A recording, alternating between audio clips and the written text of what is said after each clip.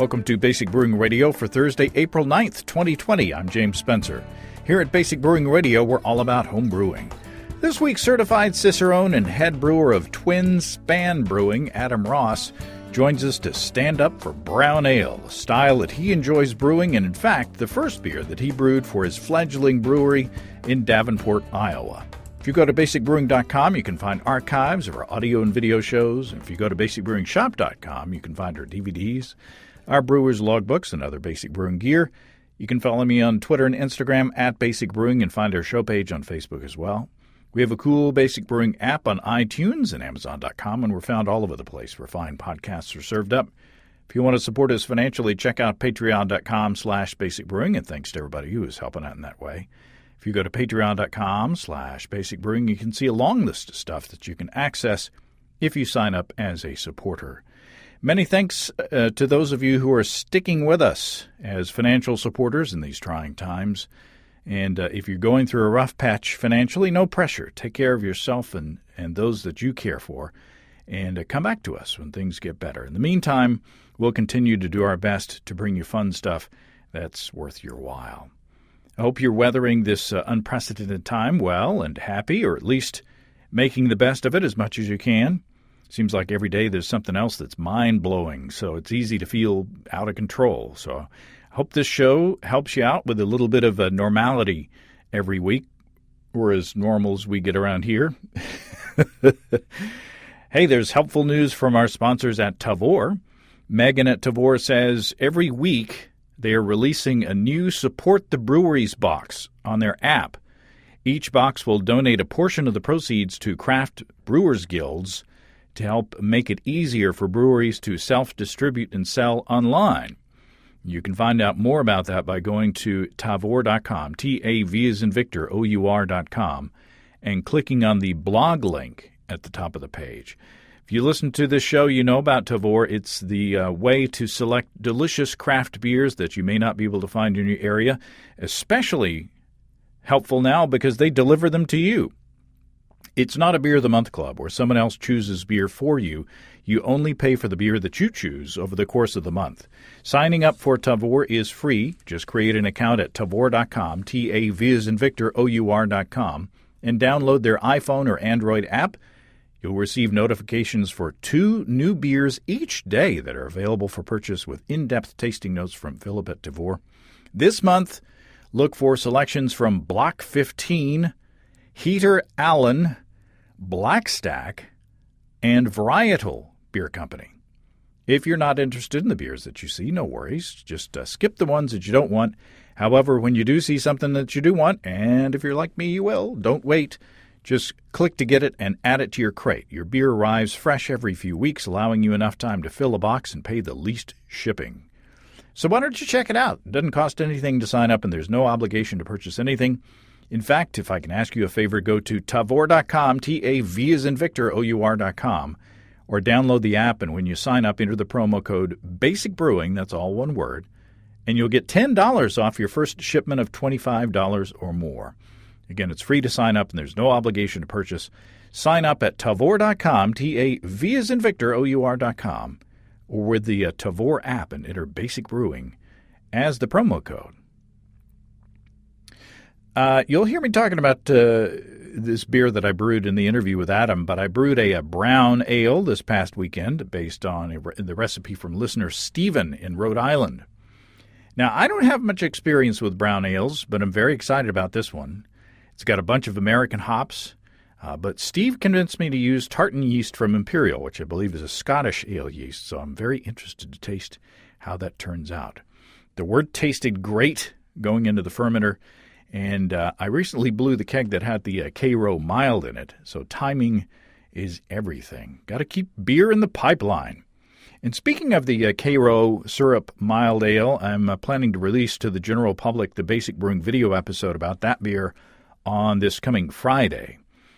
Financial supporters have already seen it with the early release. Steve and I shot it before the social distancing thing, so we actually get to be in the same room. Our friends and sponsors, Desiree and Dave of High Gravity in Tulsa, tell me that homebrewing is on an upswing nowadays. Y'all are home a lot and looking for productive ways to pass the time. Our friend Brian Sorensen, who you've heard on this show, wrote a blog post on his site, beerinarkansas.com, about dusting off his brewing gear after many years and brewing a delicious IPA. Well, if you're itching to brew, go to highdgravitybrew.com and check out the Build Your Own Beer page. Of course, you can find a ton of ingredient kits as well at highdgravitybrew.com.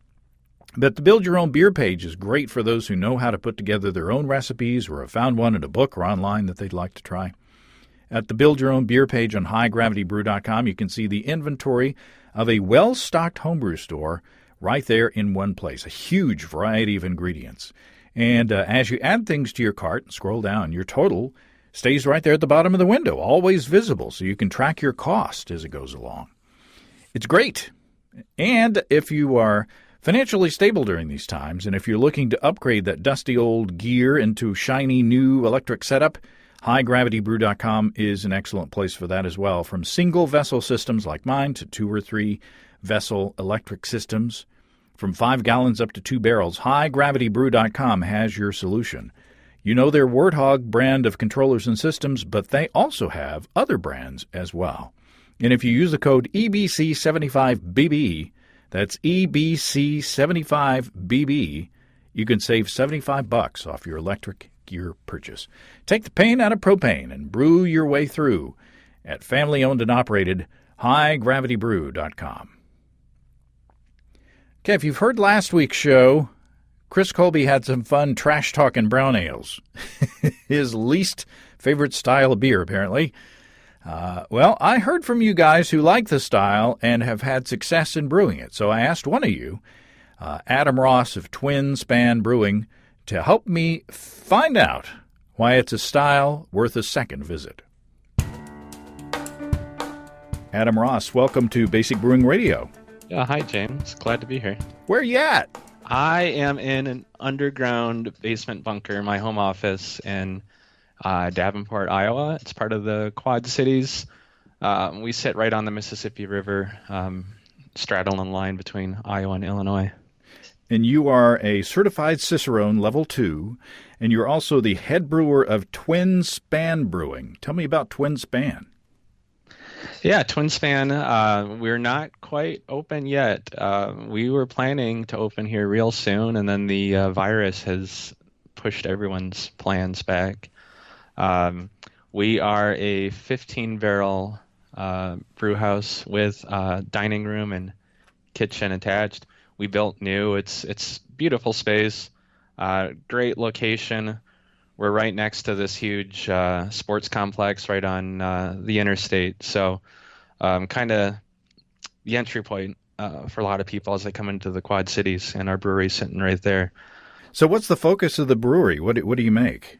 Yeah, so that's a good question, one I haven't exactly figured out yet. So we are playing up to the Cicerone packing here, since the brewer, me, is a certified Cicerone. So we're going to go with relatively traditional styles, and I like to put a little spin on a lot of them. The very first beer I brewed out there was an English brown ale, we'll talk about later. And we've actually been really busy brewing out there. We bought all this ingredients and yeast, and we need to make use of it. So we're going to have a ton of beer and hopefully a way to sell it here soon. We have, just yesterday, did a really big double IPA, American IPA, West Coast style, pretty traditional actually, even though it is a double. Also have another style that's near and dear to my heart, a British Golden Ale, which I think is another one of those, like the brown and underserved style. It's low ABV. I think that one's at 4.4, and it's got a big charge of American hops at the end. But it's gonna be a really nice beer this summer if you're sitting outside. Wow.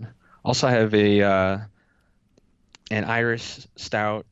That is my favorite style, and that the version I brewed is version 20 something of that recipe. I've really dialed that one in.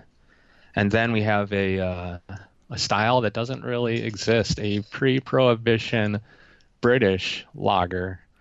Uh, Mostly British ingredients, but kind of put a pre-prohibition spin on it. And then a Maibach I brewed. So yeah, we have a lot of beer. Yeah. And we have enough ingredients for a few more. Just trying to find a way to plan this all out and brew it in a way that our strategy's changed because of the virus. Like, it's impacted everybody. I mean, ideally we would have had the doors open and people could come into the dining room and have the beers on draft. Now we're shifting more to we're probably going to open with beers going to go orders of beer out of growlers or cans if we can find cans. Those are pretty challenging to source right now. Yeah, I understand that crowlers are kind of hard to come by right now. Yeah, I think growlers are still pretty easy to find, glass growlers, but yeah, anything can related is pretty, I don't know about impossible, but pretty difficult to come by at the moment. Wow. So we were talking before we started the recording, and you said, it's obviously a negative situation what you're in now, but the timing of it for you, since you're still getting up and getting started, you don't have a lot of people on board yet. So in a way, that's good. Yeah, it's we were in the middle of active interviews, and we'd hired one person and offered another, and we had a few people we were going to call back on and before everything shut down. So it's really just our one hire and the three of us founding partners that are working. And we still have part of the brewery or the dining room under construction, and we've had to change our plans because of that as well. We can't have too many people in one place at once, so we are splitting the days.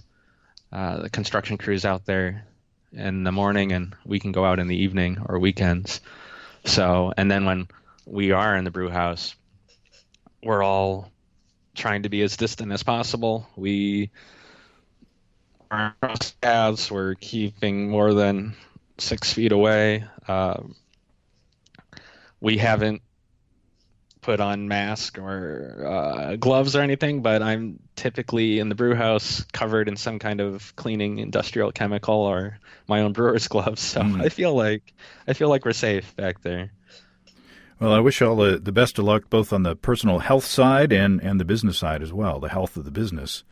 And it's a tricky time for everybody, and hopefully we can buckle down and get through this as quickly as possible. But on to happier things, as I say often lately. You were one of the people who contacted me in response to Chris Colby's tirade against brown ales. And you said, as you said, the first beer that you brewed, at this brand new brewery was a brown ale. So Chris, he I guess has had a bunch of bad brown ales, and that would turn you against any style. But in your opinion, what makes brown ales good, or what makes a good brown ale, I guess, to begin with? Yeah, and I totally get it, what Chris said, and I agree with him in the case that there are a lot of bad brown ales out there. Brown is one of those styles that, I mean, all it has going for it is, at first glance, is the color. So, yeah, it's like saying a white or a red wine. It's like, okay, but can you be more specific? So brown ale, I feel like, especially with a lot of homebrewers when they first start out, and even some smaller breweries, maybe they're going for a pale ale and they use too much crystal malt, or they boil too long, and they're like, you know what, this is a brown ale now, and that just does a disservice to the style, to what is really an old style that, I like I said, I think it's underserved now and misunderstood. But yeah, I wouldn't blame anyone for not liking the style, given a lot of what's out there. It's kind of like when you have a contaminated beer and then you just say, "Oh, it's not a pale ale; it's a Belgian." Right? Oh, I've done so many. The last time I did a BJCP judging event, I asked to not be put on the sour category. I was getting a little fed up with, those accidental sours that get submitted. I've told this story many times, but I think the first time Steve and I judged a competition, they put us on the Belgian category, and I think one of the descriptors I wrote down was animal shelter, because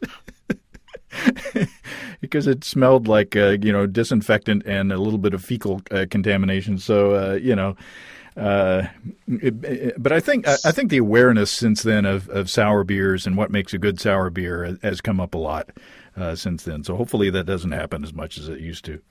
Yeah, and it has gotten a lot better. That was there was one flight of beers I judged years back that I think the one that won was the only one that was intentionally soured. So, yeah, I think we're getting better, and I think we're getting better with these other styles too, like the brown. Although I did have at a homebrew event a couple years ago, I had a brown Kolsch, and I had to go up to the brewer and say, "Oh, what's going on here? Kolsches aren't really brown," and he was like, "Yeah, it was a really old kit of extract." Oh. And honestly, it wasn't that bad. It just I don't know what you call it in that case. Try to pass it off as an alt beer, maybe. I don't know. It's a corrugated brew. It wasn't. You would expect huge oxidized off flavors, but it really wasn't that bad. Oh my gosh. It's not recommended to brew with old ingredients and hope that you get something that's accidentally good. If anyone out there, for the sake of brown ale, if you accidentally make a brown ale, accidentally didn't intend to, just own up to it, call it what it is, not a brown ale. So first of all, I guess we should talk about the English side of things. Because I guess that's where they originated. So what, put your marketing hat on and write the description that would go on the beer menu, the beer list for your English brown ale. Oh, I don't really have much of a marketing hat, but a lot of, I think brown ales need to be malt forward. They need to be, especially with English, we're talking caramel flavors. We're talking these nutty flavors. I mean, to the point where I believe at one point, one of the versions of the style might have been called nut brown ale. Mm-hmm. And that's what Sam Smith calls their beer, is a nut brown. So you need that nutty flavor to it. And as you said, the style kind of originated in England. They're the ones who really championed it, at least, as we know it, a brown ale.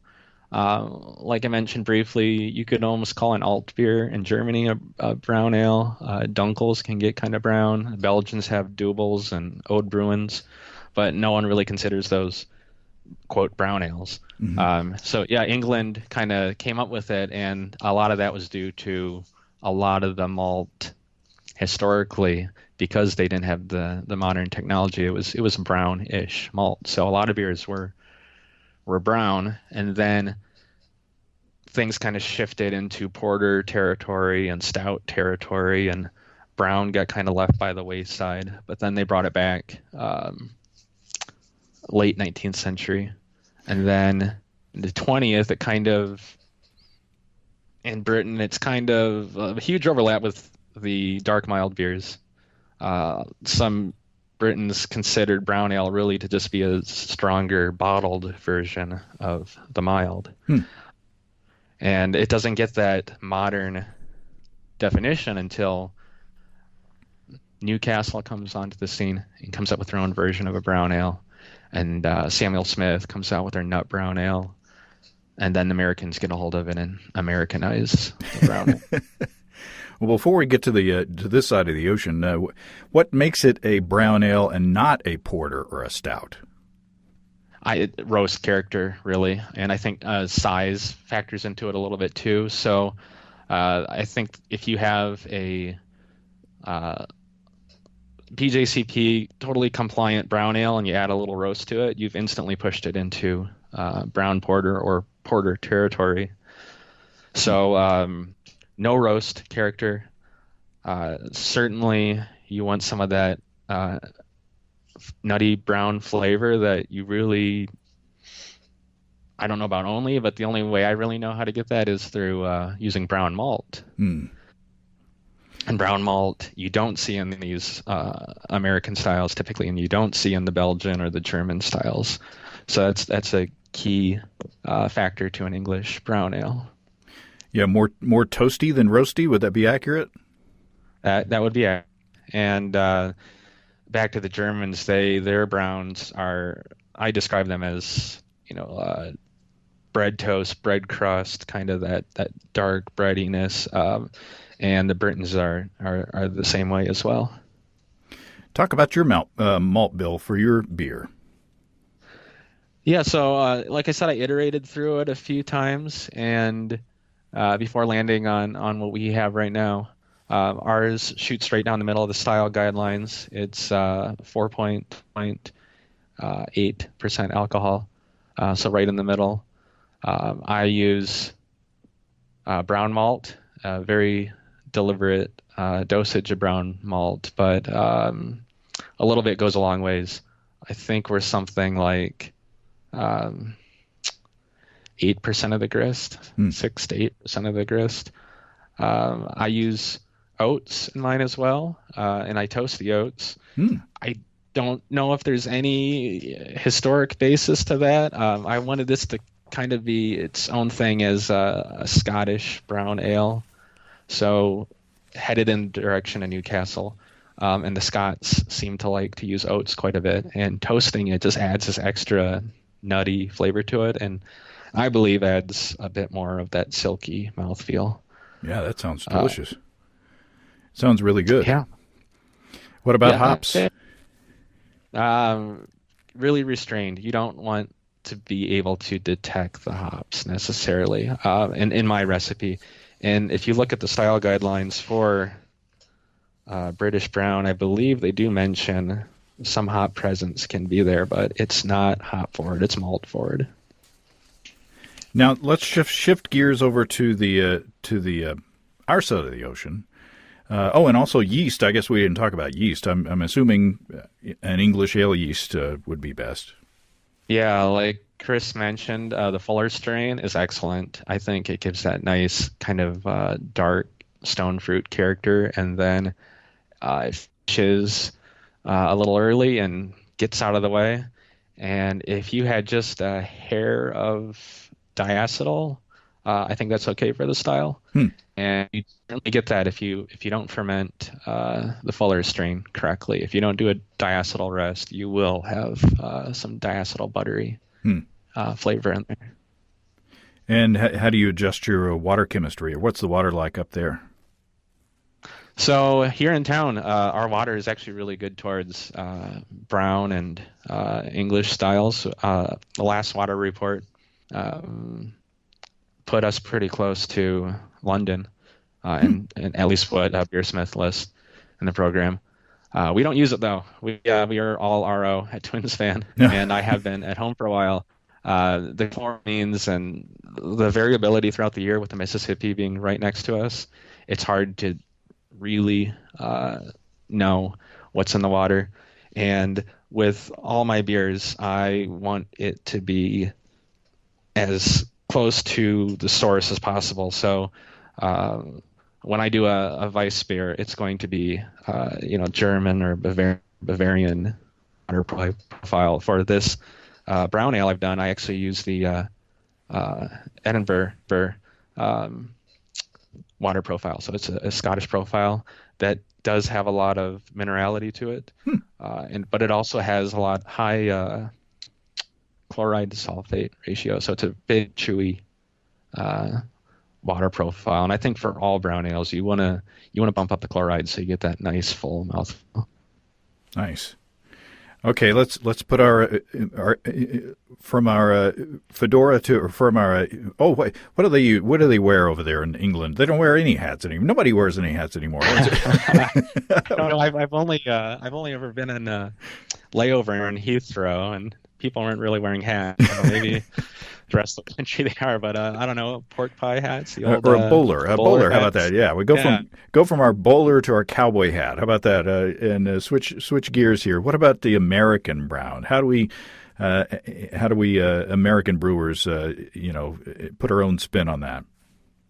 Yeah, and cowboy hat's really appropriate because the Texans were kind of the ones who really championed the American brown ale when it was first brought over here. So, as with most American versions or American styles of beer, take the British version and tamp down the malt character a little bit and bump up the hops quite a bit, and then raise the ABV a little bit. So, it's funny. I had to freshen up on some of my history before I was talking to you, so I looked into it, and in most cases of these modern brown ale styles, they're in response to pale styles that have gotten really popular. So even the alt beer, kind of a reaction to the pale lagers in the mid-19th century, taking a historic style and modifying it and making it something different. The resurgence of brown ale in early 20th century in the UK is in part a response to how these pale beers have really taken over and people wanted something different. Same thing in America. So early 1980s, pale ale starting to get really popular in the American craft scene, and it appears the Texans were, I'm sure others as well, said, hey, let's do something a little different. Let's go with a brown style. And so does the malt bill change all that much? Is it just adding hops to what's already existing? I'm a proponent of, if you're trying to stay style accurate, you stay within the correct country for your ingredients. So we don't have brown malt that I'm aware of in America, in the U.S. So you can't lean on that crutch. But you can use and part of the thing with American styles, you get a flexibility. People as traditionalists on a lot of these styles, you could use some any specialty malts that are Americanized. You could get your color from things like molasses, and I think that would make a really interesting brown ale. You would have a much less malty grain bill. You're probably going to be using 2-row, which isn't as characteristic as like Maris Otter or some of the European malts. And then you're getting your color from crystal and other adjunct sources. And I wonder, I mean, if you did I've seen some taste tests, where people put, like wine in a thermos that you can't tell what color it is. And people taste it and then they have to guess if it's red wine or white wine. I'm wondering, if you get like a nice hoppy American brown ale and gave it to somebody in a covered container, whether they would actually, whether they would know that it was brown. Would that be accurate, or would that, does the brown character of the malts, does it actually make that big of an impact on the malt bill flavor? That'd be really fun to do. I like tricking people who have their preset notions about beer styles, and I encourage people that know me to give me beer and try to trick me. So yeah, I think it would make they would be able to notice it's not a pale ale or it's not something else. And part of what you just said there made me think of one of the Cicerone exercises. So if you are a Cicerone, if you're studying for it, or if you just want to have some fun, they sell these study guides, and they're these little ringed notebooks that have references to different books and stuff you should study. and they have the style descriptors, and then they have these tasting exercises. And I started studying after I'd been homebrewing for 10 plus years, and I learned so much through those. One of those exercises is to blindly taste, put a American brown up against an English brown up against a Dunkel, I think. Dunkel or Dunkel Weissbier. And I did it and had and was blindfolded and had my wife pour them for me and mix them up for me. And I was expecting to say, this is going to be a no-brainer. This is going to be so easy. And as is the case with most of these exercises, I struggled a little bit at first and realized how similar some of these styles are. But I still got them right, because the American styles are more aggressive than the German or British styles, and they have more hops. That's almost always an indicator it's an American styles if it's hop forward versus European counterparts. And it is a little grainier, rougher around the edges there. And not only with bitterness, but with the hop flavor and aroma as well, with lots of hops coming in, at the end of the boil, and maybe dry hopping as well. Yeah, more bitter, bigger ABV, maybe bigger body, and then more aromatic hops at the end. That's, like I said, true of most American versions of European styles. And the yeast character is practically non-existent, I would imagine. Right. The base malt and the yeast are pretty dang clean. So I got some other responses from people out there who, some just commented, hey, I like that style. But if you remember at the end of the episode, I read a letter from Colin in Minneapolis who had a question about water chemistry and partial mashing. And his question wasn't he didn't mention brown ales in the question. But since he mentioned Chris, I went ahead and read it on the show. Well, I told Colin that I was using his question on the show, and then he wrote back saying, everything came full circle on this one. He ordered a kit from High Gravity to support them in basic brewing. Well, thank you, Colin. Colin says, I didn't realize it was a partial mash when I ordered, but jumped in anyway. It was so simple and sparked me to jump to the next level of brewing, so that's great. I'm extremely grateful for that mistake. The cherry on the top was that the first batch was a brown ale. Nice. So the kit that he got was a brown ale, and I didn't even know it. How crazy is that? That's great, and kudos to High Gravity for converting someone over to closer to the all grain side. People who come in the homebrew club, if they're pensive about doing all grain, I'm like, just go out, get a strainer bag, and brew in a bag, and go all in. It's great. Yeah. So Colin says, "Don't tell Chris."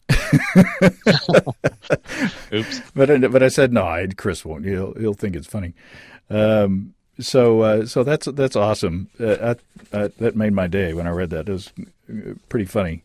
And then I got some recipes from listeners. If you will entertain them, Adam, and I'm not necessarily looking for criticism or critiquing of the recipes, but it's just interesting to see different people's takes on the style. Yeah, absolutely.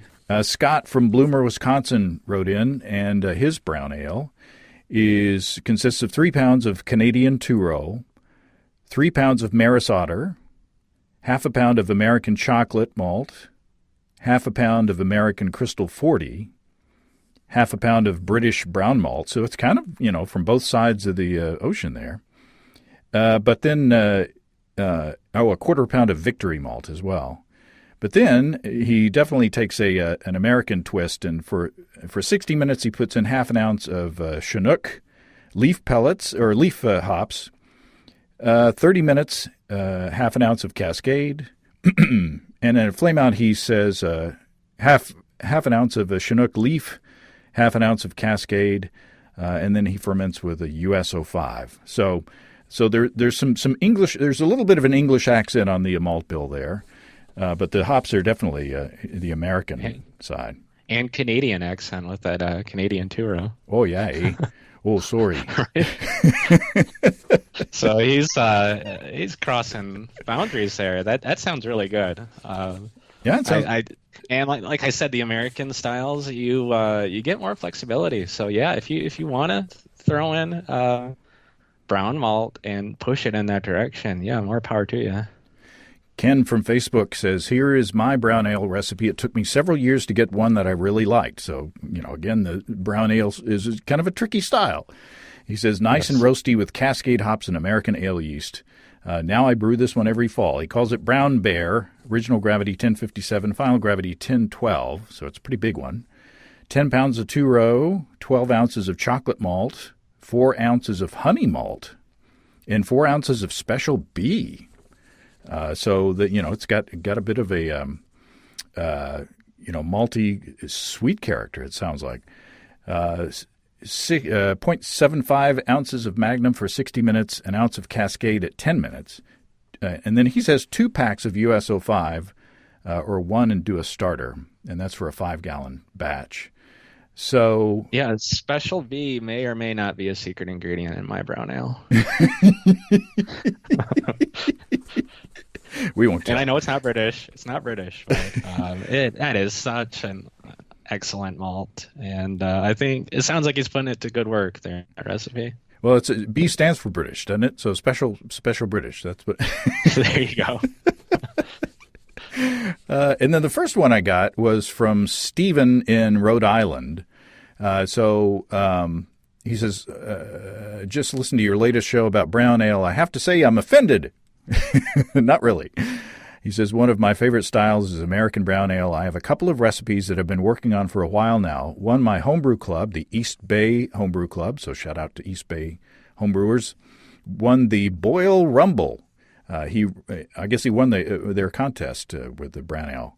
We as a club used the base recipe and added coffee and maple syrup too. Melvin Brewing is a part of winning the contest, has brewed and distributed it around the country. It's called New England Breakfast Ale, which sounds pretty dang tasty. He says the latest brown I've brewed is around 6%. I start with pale ale malt, about 78%, then 8% Munich, 4% wheat, 4% Crystal 80, 4% chocolate malt, and 2% Carafa 2. So it sounds pretty dark and chewy and tasty. He says, I change up the hops, but I bitter at 60 minutes to 14 IBUs, and then I go with 2 ounces of American hops at 5 minutes left in the boil, and 1 ounce at flame out. I pitch US 05 yeast and don't dry hop. It's a beer I like to keep on tap most of the time. It goes great with food, partially barbecue. He says maybe Chris should give this one a try. Yeah, and that food pairing, that's interesting. No, brown is very, very good to pair with. Big part of the Cicerone test is food pairing, and that wasn't something I had much experience with. But brown is just, because of those toasty notes and caramel notes, they play really well with a lot of bread-based things, maybe gravy-based, a lot of darker meats. Interestingly, English brown ale with takeout Chinese food. I don't remember which dish it was, but that was a home run. I was not expecting that one. Yum. I use Guinness in a recipe that I call Labor Day beer stroganoff, where I take chunks of stew meat and I grill them just to give the grill marks and a bit of smoky grill texture. And then I cook that in the Instant Pot with I caramelize some onions and some bacon grease, and then put the beer in there, and then put the meat in and pressure cook it for like 40 minutes so it's dry, it's fall apart tender. And then I put some half and half at the end of it. Oh man, it's good. Brown malt sounds really good. Huh? Yeah, brown malt to go good in there as well. It would, especially with those caramelized onions that you add into it. I bet the brown would really help bring those out. Yeah. Make them pop. So I took Steven's recipe and I forwarded the email to Steve Wilkes. And I said, here, Steve, have your way with this. And so he wrote me up a recipe. He called it James Brown Ale. which Nice. which was accidental. But he said, I just, Is it a little funky or what? I don't know. It's too hot in the hot tub. Now, so what Steve came up with the recipe was 9 pounds of pale ale malt, 15 ounces of 10 Lovibond Munich, 7 ounces of chocolate malt, 7 ounces of Crystal 80, 7 ounces of wheat, and then 4 ounces of black Prinz, and that's what he had instead of the Carafa 2. So that, that's a debittered black malt. And then 1 ounce of Glacier hops at 60 minutes, 1 ounce of Mount Hood at 5 minutes, 1 ounce of Willamette at 5 minutes, and then Liberty hops, 1 ounce at Flame Out. And then he threw me another curve. He instead of an American ale yeast, he suggested Imperial's Tartan, which I believe is a Scottish ale yeast. So I brewed that yesterday, and it's happily fermenting today, and the wort tasted really good. And I'm really interested to see, how the hops and that Scottish yeast play together. How warm are you fermenting that? The room temperature, let's see, I think it's like 68 degrees Fahrenheit. Yeah, you'll get some good. I've played with that yeast before. You'll get some good fruity esters at that temperature. Nice. So that's our inspiration from listeners on the brown ales, and I'm hoping that we part of the conversation with Chris was to just have fun, at brown ale's expense, and brown ale doesn't seem to have so many fans that we irritate a large percent of the audience. So. And all great sounding recipes that were submitted. One thing I noticed about all of them is they're all pretty complex. Yeah. A lot of parts to it, and I think that's by nature of the style. You just got to be careful you don't add too many to the point where it does get muddy and it does get your message gets a little lost in the noise of all those specialty hops. The one recipe on the East Coast with the use of maple, that sounds really good. I don't know if you could enter that into a competition as a brown and score that well, just because that pushes it kind of outside of the style. That does sound really good. Yeah, and it sounds like all of these guys have been playing with the recipes, a long time, and so it's not a question of just going to the homebrew store and just reaching into the bins and getting a little bit of this and a little bit of that and seeing what happens. So it's nice to have a tested recipe to play with. Yeah, and I don't think you'll find too many brown ales out there that are really good that happened on accident. I think it is very deliberate, and it's a style you really have to dial in through iterations. Well, excellent. Anything else for the cause, Adam? Oh, I don't know. Put me on the spot like that. I think all styles are deserving of our attention and our love. It's beer. You can't get too worked up about it one way or the other. And I think my hope, I think a lot of brewers would agree with me on this. My hope is that these traditional styles make a little bit of a resurgence. I think and hope people are going to at some point get a little tired of beers or super boozy pastry stouts, and they start looking at these styles that just kind of quietly sit in the background and over the years or decades or centuries even. Hope those come back, and it sounds like at least a number of your listeners are fighting the good fight on that. Well, there you go. Well, Adam, I appreciate your writing, and I appreciate your taking time, and best of luck to you and everybody up there at Twin Span. Thank you. Well, thanks to Adam, and many thanks to those of you who reached out to defend a brown ale. One more thought on the subject from the mailbag that came in after I recorded with Adam. Friend of the show, Scott Kaway, writes in and says, so you take a big IPA recipe and add a couple of pounds of brown malt. The brown malt should not be crushed and should be put in a sealed plastic bag. Do the recipe as you normally would, and after it's in the fermenter, put the sealed brown bag next to the fermenter. When the fermentation is done, toss the bag of brown malt because it's done its job. And you will have a rather light but tasty, quote-unquote, brown ale. So one more dig from the brown ale skeptics.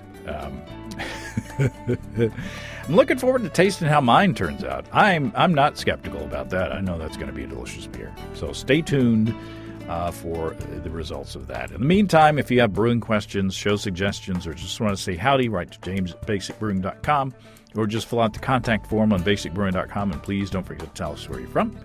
Check out our mobile-friendly shop at basicbrewingshop.com. Thanks to everybody supporting us through our Patreon page. Special goodies coming your way. Check that out at patreon.com/basicbrewing. It's all until next time. Until then, thanks for listening, everybody. I'm James Spencer. Production help for Basic Brewing Radio and our website is provided by Kelly Dotson. Basic Brewing Radio is a production of Active Voicing. We'll talk to you next time, everybody. So long.